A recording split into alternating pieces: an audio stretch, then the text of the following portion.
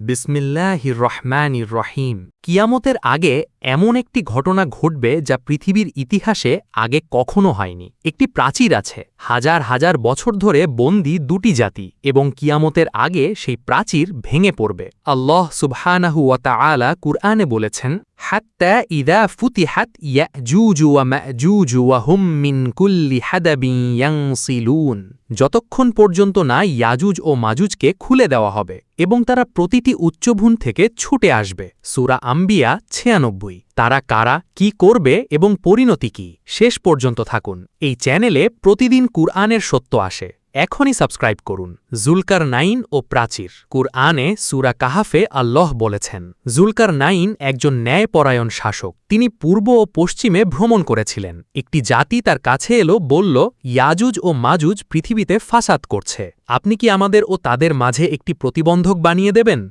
জুলকারনাইন বললেন, আমার রব আমাকে যা দিয়েছেন তা অনেক উত্তম। তোমরা শ্রম দাও, আমি বাধা বানিয়ে দেব। এবং তিনি লোহা ও তামা দিয়ে একটি মজবুত প্রাচীর বানালেন। সূরা কাহাফ আয়াত ৯৪ থেকে ৯৭। প্রাচীর কখন খুলবে? জুলকারনাইন বলেছিলেন, হাযা রাহমাতুম মির রব্বি ফাইযা জাআ ওয়া'দু রব্বি জা'আলাহু দাক্কা। এটা আমার রবের রহমত। যখন আমার রবের প্রতিশ্রুত সময় আসবে, তিনি একে ধূলিসাৎ করে দেবেন। সূরা কাহাফ ৯৮। অর্থাৎ প্রাচীর ভাঙবে কিয়ামতের আগে, আল্লাহের নির্ধারিত সময়। ইয়াজুজ মাজুজ মুক্ত হলে কি হবে? আল্লাহ সূরা আম্বিয়ায় বলেছেন, হাত্তা ইযা ফুতিহাত ইয়াজুজু ওয়া মাজুজু ওয়া হুম মিন কুল্লি হাদাবিন ইয়ানসিলুন ওয়াক্তারাবাল ওয়া'দুল হাক্কু। যখন ইয়াজুজ ও মাজুজকে মুক্ত করা হবে, তারা প্রতিটি উচ্চস্থান থেকে ছুটে আসবে এবং সত্যিকারের প্রতিশ্রুত সময় ঘনিয়ে আসবে। সূরা আম্বিয়া ৯৬-৯৭। সহিহ হাদিসে বর্ণনা। সহিহ মুসলিমে বর্ণিত,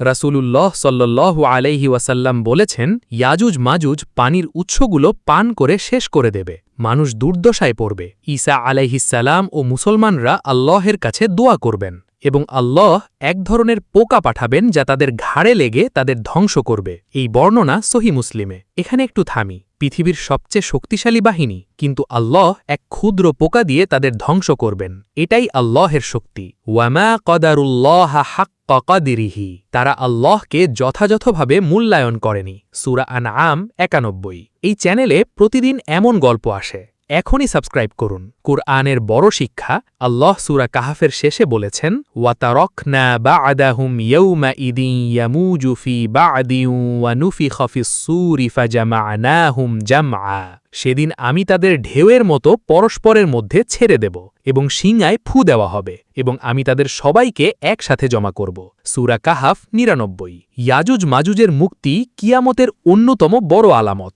এবং এরপর শিঙায় ফু দেওয়া, কিয়ামত, শেষ কথা। ইয়াজুজ মাজুজের গল্প আমাদের যা শেখায়, প্রথম, আল্লাহের প্রতিশ্রুত সব কিছুই সত্য। প্রাচীর বানানো হয়েছিল এবং ভাঙবেও। দ্বিতীয়, পৃথিবীর সবচেয়ে শক্তিশালী শত্রুও আল্লাহের সামনে কিছু নয়। তৃতীয়, কিয়ামত আসবে। আল্লাহ বলেছেন, ইন্না ওয়া'দাল্লাহি হাক্কুন। নিশ্চয়ই আল্লাহের প্রতিশ্রুতি সত্য। সূরা লুকমান ৩৩। আল্লাহ আমাদের সবাইকে কিয়ামতের জন্য প্রস্তুত থাকার তৌফিক দান করুন। আমিন। আল্লাহ হাফেজ।